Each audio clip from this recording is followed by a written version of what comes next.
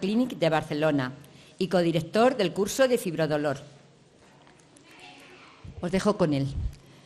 Silencio, por favor. Gracias.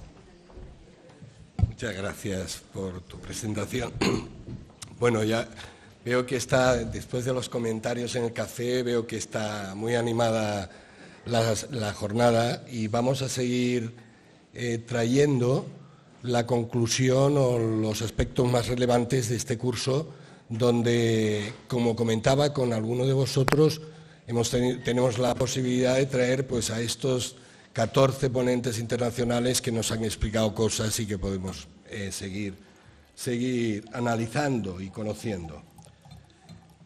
En la predisposición genética, según la evaluación que hemos hecho a los profesionales que han participado en el curso, también llama la atención de que un 44% solamente de profesionales dicen que los distintos estudios ponen de manifiesto una agregación familiar de la enfermedad, siendo más frecuentes en los familiares de primer grado. Aunque todo el mundo sí que esto puntúa bien en los análisis genéticos que se han hecho, no parecen conocer los diferentes estudios en los que es clara la agregación familiar. Prácticamente todos los estudios ponen de manifiesto, como se ha dicho a lo largo de esta mañana, que una cuarta parte, al menos, o entre una quinta parte de los pacientes tienen algún familiar de primer grado afectado. Eso, por tanto, ya por pasiva y por activa, se ha comentado a lo largo de esta mañana que la predisposición genética o la predisposición familiar es un hecho relevante y significa un factor de riesgo. Por tanto, no decimos que es un hecho de las personas que tienen fibromialgia, que tienen familiares que se quejan de dolores recurrentes, que son claramente necesarios poner la atención sobre ellos desde el punto de vista médico, al menos los que tienen dolor recurrente. La predisposición genética se ha analizado hasta ahora con pequeños disparos. El genoma, la cantidad de genes que conforman nuestro organismo, nuestro cuerpo, nuestras células, que están en cada uno de los núcleos de nuestras células, es muy grande, ¿no? Están agrupados en cromosomas, como sabéis, son los que transfieren la información genética.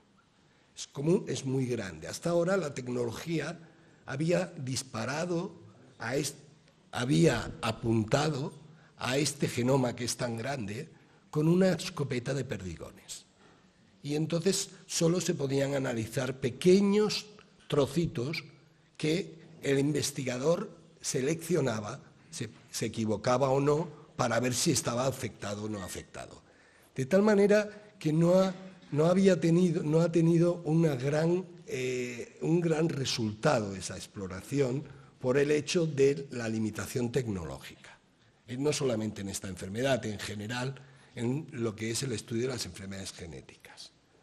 Afortunadamente, la tecnología va cambiando y el doctor Estivil, que es un biólogo molecular que sabe muchísimo de genes, reconocido internacionalmente y que dirige el plan de genes y salud en el Centro de Regulación Genómica del Parque Científico de Barcelona, él nos ha traído la primera exploración que se ha hecho mundial, en todo el mundo, con una metodología distinta y que no es apuntar con una escopeta de perdigones, de tal manera que ha utilizado una tecnología en la que, en vez de enviar una sonda para explorar un trocito del genoma, del DNA, pues utiliza 1 millón de sondas al mismo tiempo.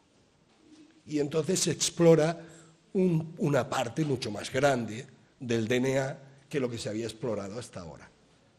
No es la secuenciación completa del DNA, que actualmente también es posible, pero habrá que hacerla. Cuando tengamos recursos ya se puede abordar, pero este es un paso que no se había dado antes.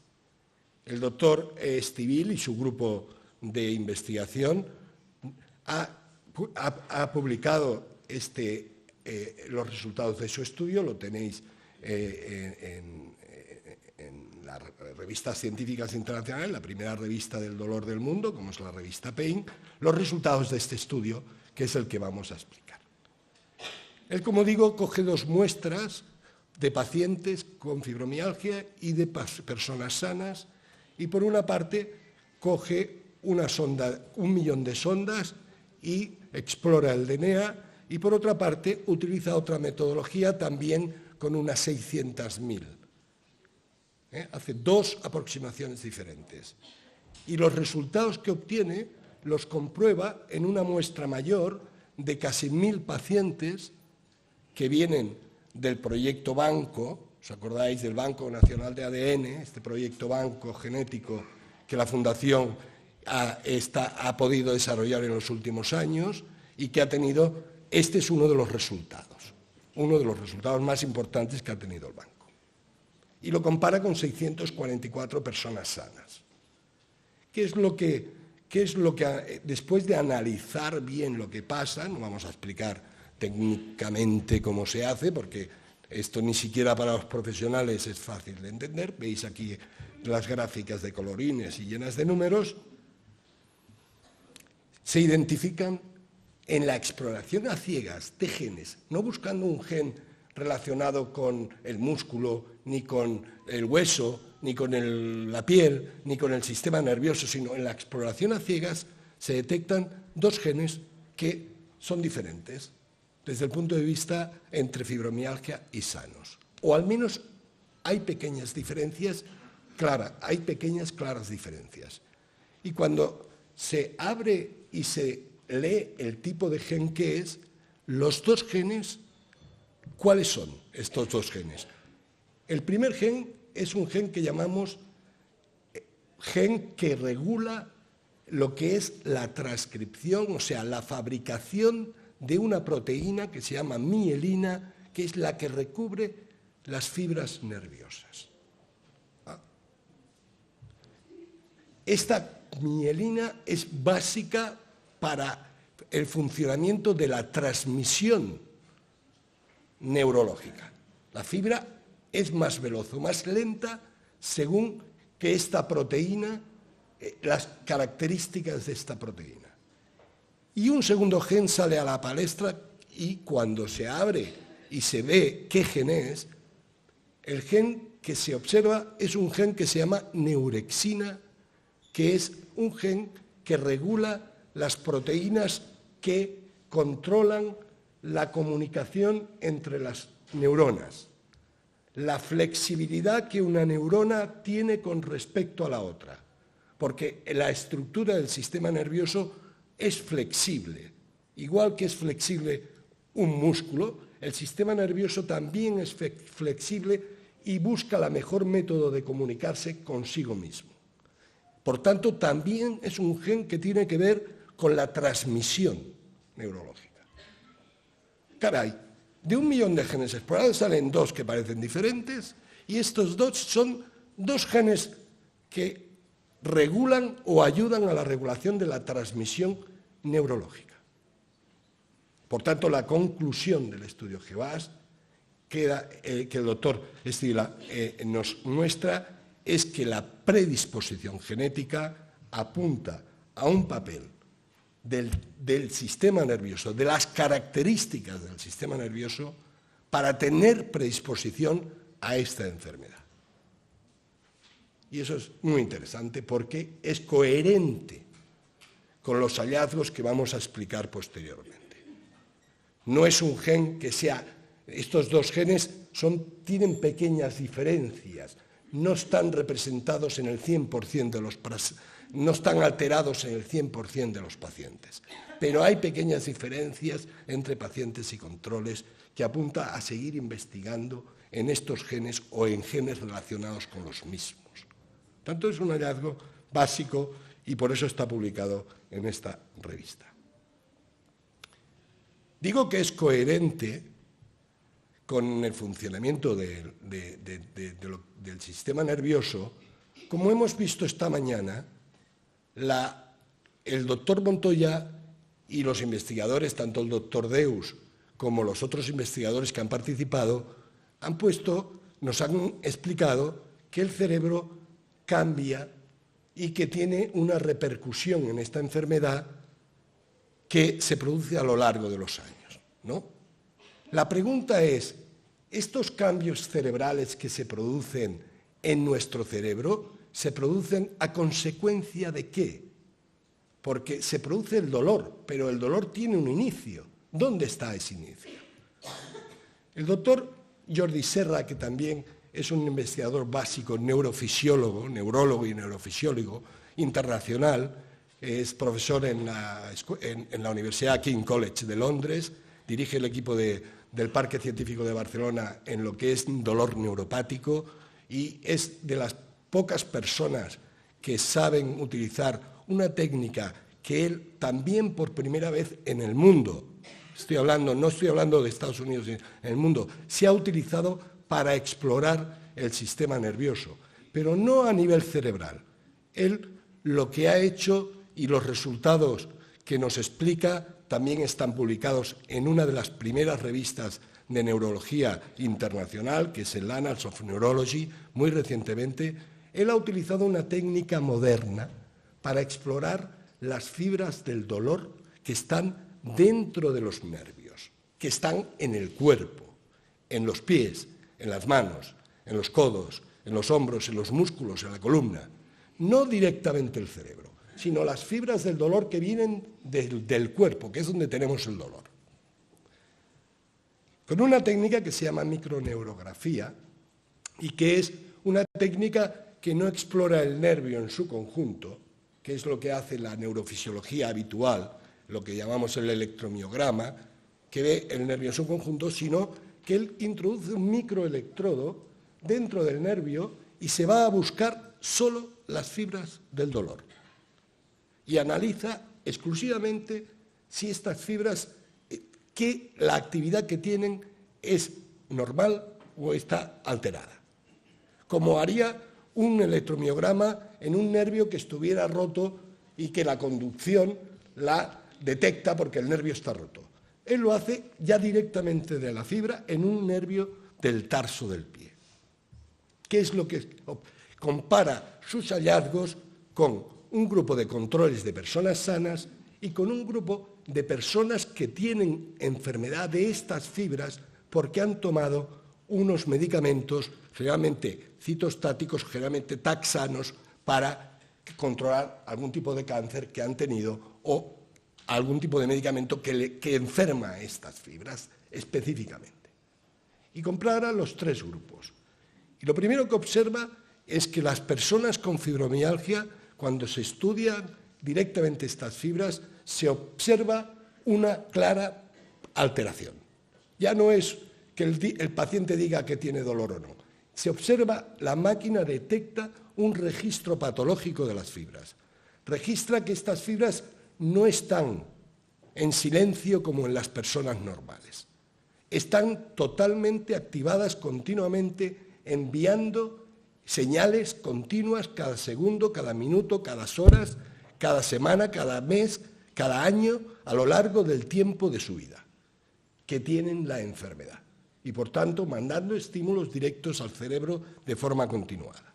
El segundo hallazgo que hace es que estas fibras también cuando se las estimula, tienen signos que llamamos de sensibilidad. Están más sensibles que en las personas sanas.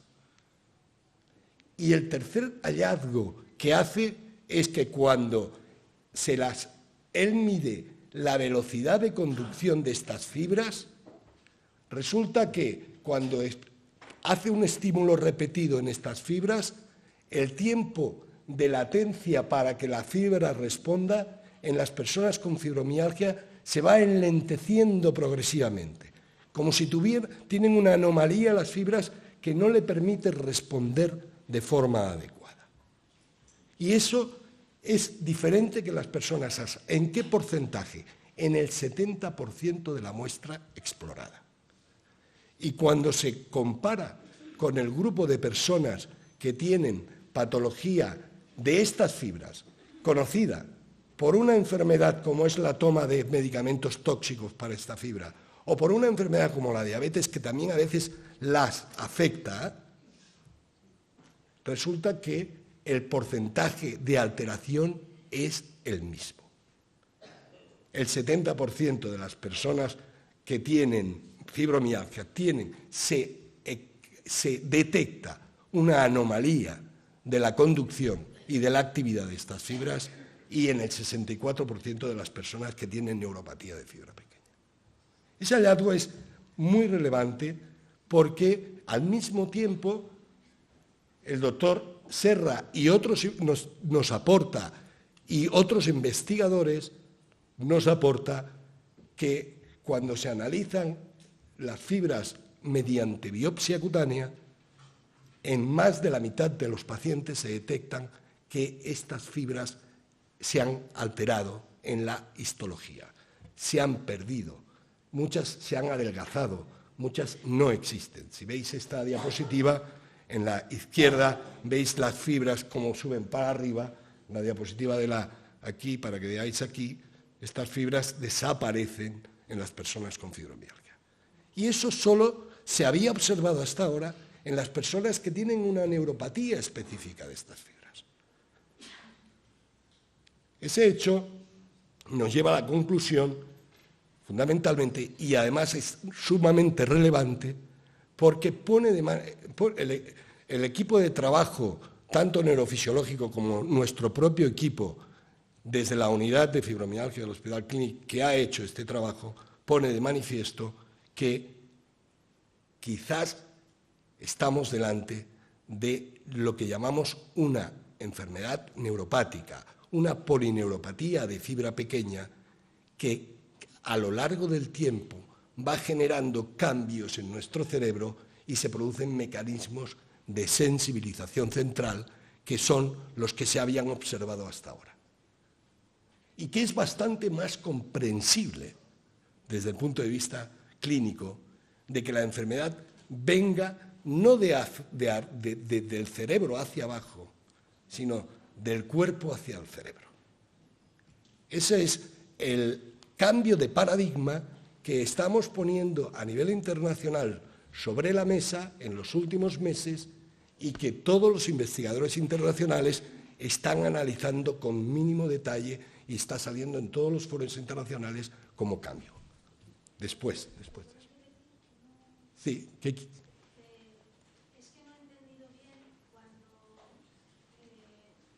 ha comentado que el problema no viene. Sabemos que en el cerebro se producen cambios que llamamos sensibilización central. Todo el cerebro cambia y se vuelve más sensible. Nosotros hacemos un estímulo y con neuroimagen lo comprobamos.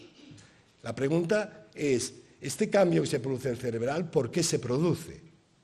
El hecho está en que cuando analizamos a nivel corporal, la lesión que encontramos, la encontramos en las fibras del dolor que se organizan posteriormente en el cerebro. Por tanto, es una enfermedad que podría iniciarse directamente en las fibras del dolor por la causa que sea, no la conocemos, que puede estar mucho tiempo larvada, no con poca manifestación o con algún dolor que otro, y que en un momento determinado va sensibilizando nuestro cerebro, y cuando tenemos una carga directa sobre nuestro cerebro o sobre nuestro cuerpo, entonces esta enfermedad puede empeorar y se puede manifestar clínicamente, y es cuando se va al médico y puede explicar gran parte del retraso diagnóstico y puede explicar gran parte. Por tanto, estamos además ante otro hecho. Si estos hallazgos se vuelven a repetir, como se están repitiendo con las biopsias cutáneas, pone de manifiesto también un registro objetivo de la lesión en muchas de las personas que padecen fibromialgia, que sabemos que probablemente no todas tienen lo mismo, pero una gran parte de ellas sí que tienen una misma enfermedad. Este hallazgo tan relevante lo volveremos probablemente a tocar y seguir en 5 minutos. Ya no me da tiempo, en 5 minutos, imposible. Imposible. Lo digo porque quizás voy a dejar lo menos importante y voy a ir a lo importante. Esto tiene que ver no solo con el conocimiento de la lesión que puede existir en la fibromialgia, sino tiene que ver con sus posibilidades de tratamiento. El doctor Goicoechea, también farmacólogo de la Universidad Rey Juan Carlos de Madrid, trabaja en dolor neuropático hace muchos años y también nos ha venido a explicar cómo funciona el sistema nociceptivo, las fibras del dolor y su organización central. Como veis en esta diapositiva, las fibras se comunican, tienen una actividad eléctrica, pero entre sí se comunican mediante sustancias químicas, haciendo una actividad electroquímica todo el rato. Eso es la transmisión de la información dolorosa, como otro tipo de transmisión.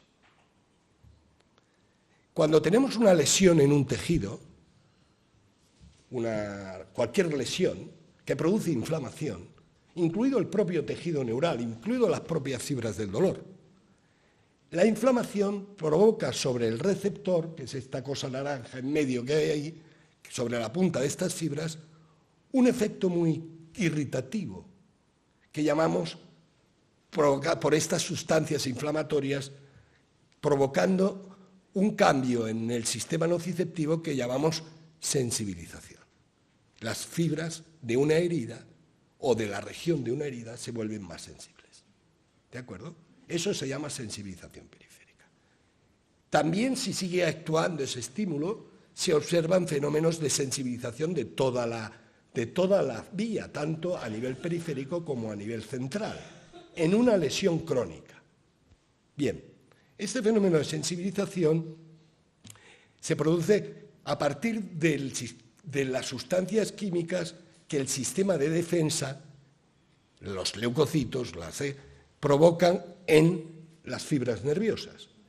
Pero el sistema de defensa también está dentro del sistema nervioso, también está en la médula. Y ha traído unos trabajos muy importantes que quiere decir que ha visto el papel de lo que llamamos la glía. Esto que no os habéis oído nunca. La glía es las células especializadas del sistema de defensa dentro de nuestro sistema nervioso. Para que tengáis una idea, la transmisión se produce de arriba abajo y las células de defensa están al lado, modificando y modulando. Cuando estas células están activas, sueltan sustancias que activan la sensibilidad de las fibras y del sistema nervioso. Pues muy bien, la glía tiene unos receptores y una forma de funcionar que es posible bloquear mediante algunos fármacos. Y el doctor Goicoechea se ha fijado en unos receptores que ahora están muy estudiados en dolor neuropático, que se llaman TLR4, y él, en experimentación animal no humana, ha cogido ratitas y ha sometido estas ratitas que tienen a un experimento de inflamación del nervio y de sensibilidad del nervio. Y entonces bloquea con un fármaco específico de estos receptores, diríamos, bloquea y ve si mejora la sensibilización o mejora. Comprueba claramente que el bloqueo de la glía, no del sistema nervioso, sino del sistema de defensa mediante los receptores TLR4, es capaz de disminuir la sensibilidad, de disminuir la sensibilización y de disminuir la capacidad de transmisión dolorosa en las ratas que tienen una neuropatía por taxanos, por paclitaxel, que es un modelo que es el que se parece cuando una persona toma taxanos por un cáncer de mama y desarrolla una neuropatía y desarrolla un dolor extenso. Por tanto, bloquear la actividad de estos receptores es un modelo animal que permitirá al humano crear fármacos específicos para el tratamiento del dolor neuropático. Vamos a dejar las evaluaciones. Porque enfrente de lo moderno, la doctora Pita volvió a revisar los fármacos antiguos. y no quiso fijarse ni en la pregabalina, ni en la duloxetina, ni en el milnacipran, que son los fármacos que ya conocéis que se están trabajando. Ella trajo el fármaco más antiguo y revisó el tratamiento con amitriptilina. El tratamiento con amitriptilina, y ella pues revisó que el tratamiento con amitriptilina es un tratamiento que en algunas personas con fibromialgia reduce parcialmente el dolor, la fatiga, el descanso nocturno y no reduce la depresión porque se utiliza no como antidepresivo, sino a bajas dosis que no producen antidepresivo. Y que es un fármaco que a esas dosis relativamente se tolera bien. Por tanto, y es un fármaco económico.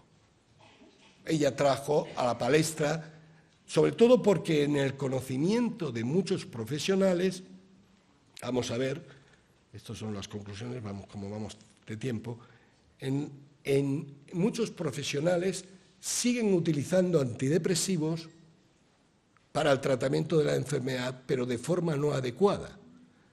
Hasta un 20% de los profesionales que contestaron y fueron evaluados, han sido evaluados en el curso, contestan que los inhibidores selectivos de la serotonina, que son los antidepresivos clásicos, paroxetina, fluoxetina, ¿no?, venlafaxina, son los antidepresivos que se dan, son de elección en la enfermedad, cuando eso no es correcto. Y tienen muy poco efecto neuromodulador sobre el dolor, a diferencia de la amitriptilina, por ejemplo. Y para ir finalizando ya, el doctor Gussi, catedrático de la Universidad de Extremadura en educación física y salud, con sus trabajos conocidos, internacionalmente aceptados, sobre la bondad, nos vino a volver a informar no solo sobre la bondad del tratamiento físico mediante ejercicio, sino que además estos tratamientos, como decíamos esta mañana, son coste eficaz.